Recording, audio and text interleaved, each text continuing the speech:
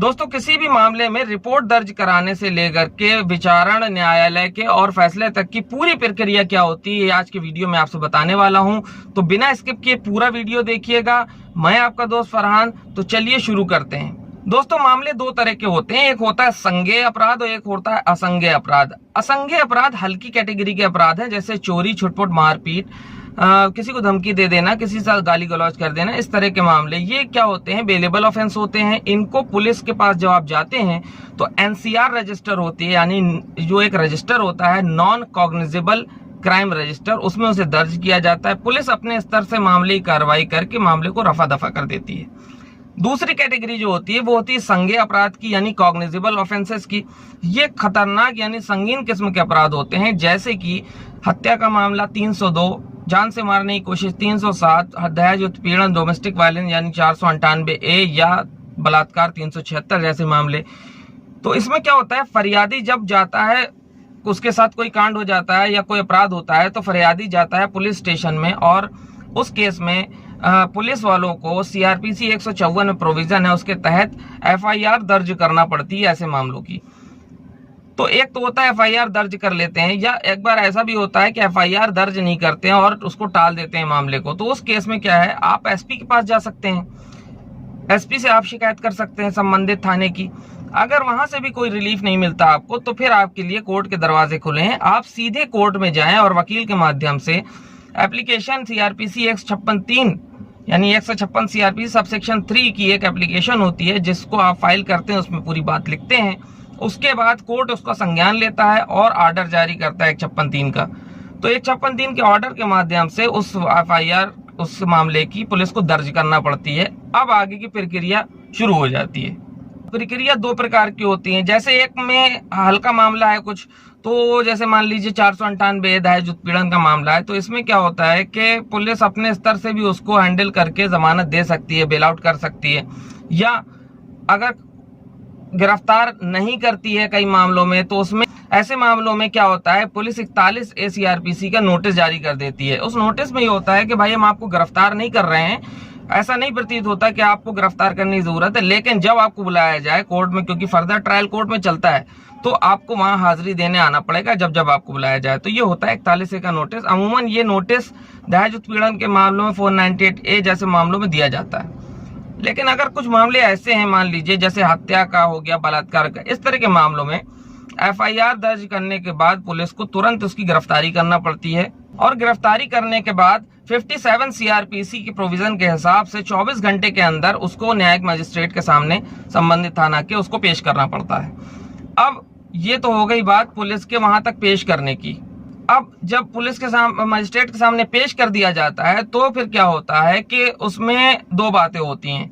एक तो आगे का प्रोसीजर फॉलो होता है। जब मजिस्ट्रेट के सामने पेश हो जाता है तो उसमें वकील खड़ा होता है मुजरिम की तरफ से, यानी जो अक्यूज्ड है उसकी तरफ से वकील खड़ा होता है। तो वकील जमानत के लिए अपील करता है, तो उसमें दो कंडीशन होती हैं कि या तो जमानत दे दी जाती है, कोर्ट से जमानत दे दी जाती है, तो फिलहाल के लिए वो रिहा है, जा सकता है, लेकिन उसको फर्दर ट्रायल चलता रहेगा, उसको तारीखों में दर तारीख आते रहना पड़ेगा।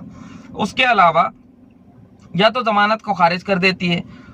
फिर पुलिस को अगर कुछ और पूछताछ करनी, जानकारी चाहती है, तो वो PC रिमांड के लिए भी जज से जो है वो एप्लीकेशन दे सकती है, यानी 167 CRPC में फिजिकल रिमांड यानी कि PC रिमांड का प्रोविजन है, उसके तहत कोर्ट से वो मांग कर सकती है PC रिमांड के लिए। तो कोर्ट क्या करता है कि या तो रिमांड देगा या तो मना कर देगा। वो अमूमन केसों में PC रिमांड दे देते हैं मजिस्ट्रेट। तो उस केस में पुलिस उसको ले जाती है, फिर पूछताछ होगी।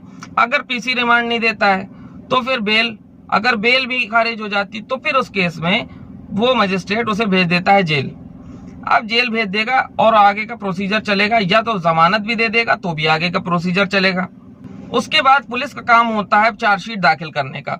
तो चार्जशीट दाखिल करने का जो मामला है, तो चार्जशीट दाखिल करने से पहले क्या होता है, बयान दर्ज होते हैं। तो बयान, उसमें संबंधित जितने भी इन्वॉल्वमेंट हैं, आपका भी बयान दर्ज होगा, यानी अक्यूज्ड है उसका भी बयान दर्ज होगा, और जो विक्टिम है उसका भी बयान दर्ज होगा, और संबंधित जो वहाँ मौके मुआयने पे जितने लोग उपस्थित होंगे जो उससे रिलेटेड हैं, जिन्होंने देखा है, चश्मदीद गवाह या जो भी हैं, उनके भी बयान दर्ज होंगे। तो ये जो बयान दर्ज होते हैं, ये 161 CRPC में इनके बयान सारे दर्ज होते हैं। उसके बाद जो है आगे का प्रोसीजर क्या है कि चार्जशीट पुलिस को देना होती है।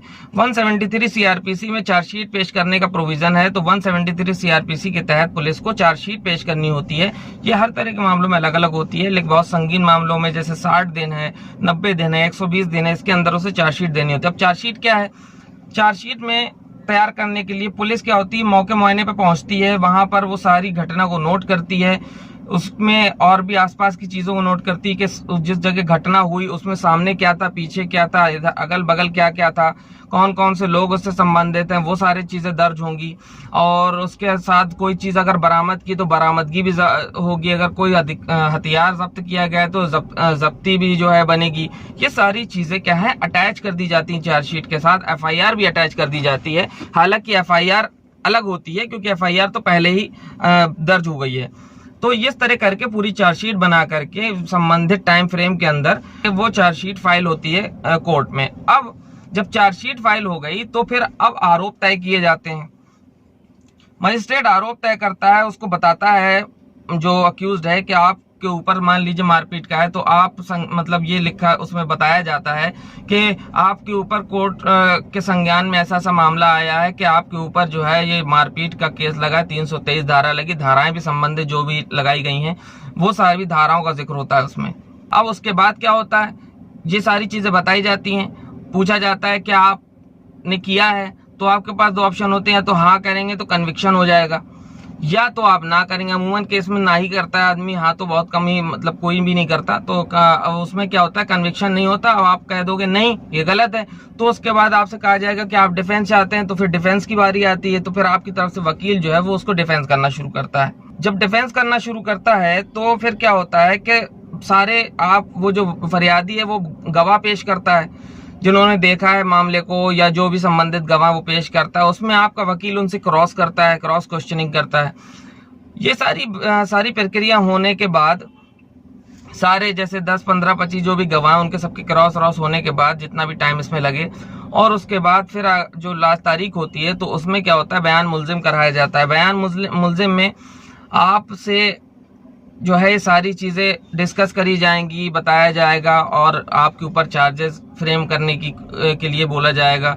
तो उस केस में ये फला ने ये कहा था, आप बताइए, फला ने ये कहा था गवाह ने, अब आप बताइए, फला ने, इस तरह की सारी चीज़ें होती हैं। उसके बाद आपसे जो है पूछा जाता है, तो अमूमन ना ही कर देते हैं। तो 313 सीआरपीसी में जो बयान मुल्जिम होता है तो उसमें फिर क्या होता है कि कह देते हैं नहीं नहीं साहब बिल्कुल झूठ है, हमने किया ही नहीं है ये सारी चीजें। तो फिर उस केस में फिर वकील क्या होता है, फिर आपसे डिफेंस मांगा जाता है। तो उसमें वकील आपका जो है गवाह जितने भी आपके हैं वो सारे आपकी तरफ की गवाही आप पेश करोगे। फिर आपके सारे जो गवाह हैं उसमें उनका वकील क्रॉस करेगा। तो उसमें वो क्रॉस में हर तरीके से कोशिश करता है कि कोई ना कोई ऐसी बात उगलवा ले, अगर जरा सी भी कोई ऐसी बात उगल गई तो फिर कन्विक्शन तय है। 315 सीआरपीसी में आपके गवाह जो हैं उनसे जो है बयान दर्ज होंगे, और उस पर क्रॉस करेगा उनका वकील, जो फरियादी है उनका वकील, यानी पब्लिक प्रोसिक्यूटर मान लीजिए, तो वो उसको डिफेंड करेगा। तो वो क्रॉस में अगर आपसे कहीं फंसा के उगलवा लेता है तो फिर कन्विक्शन तय है। तो उसके बाद क्या होता है कि फिर ये सारी चीजें होने के बाद फिर मामला होता है जजमेंट का। तो जजमेंट के लिए अगर आपके पास ऑप्शन है, अगर आपको या तो रिहा कर दिया जाएगा दोष मुक्त, यानी कि आपको केस खत्म हो जाएगा, या तो आपको सजा दे दी जाएगी। अगर फैसला आपके फेवर में आ जाता है तो बहुत अच्छी बात है, अगर फैसला आपके फेवर में नहीं आता है तो फिर आप क्या कर सकते हैं, अपीली न्यायालय में अपील कर सकते हैं। अपीली न्यायालय जैसे हाई कोर्ट हो गए, वहां अपील करेंगे, हाई कोर्ट से खारिज हो गया या मान लीजिए वहां भी कन्विक्शन हो गया तो फिर सुप्रीम कोर्ट। इस तरीके से ये सारा प्रोसीजर चलता रहता है। बहरहाल मैंने आपको शुरू से आखिरी तक की प्रोसीजर बताया कि कौन कौन सी सीआरपीसी में क्या क्या होता है, मैंने आपको सारी चीजें बताई। उम्मीद करता हूँ वीडियो आपको पसंद आया होगा। अगर पसंद आया है तो ज्यादा से ज्यादा इस वीडियो को शेयर कीजिए, कमेंट करके जो डाउट हो उनको क्लियर कीजिए। चैनल को सब्सक्राइब नहीं किया है तो सब्सक्राइब भी कीजिए। मैं आपका दोस्त फरहान आपसे लेता हूं इजाजत। इसी के साथ हैव अ ग्रेट डे।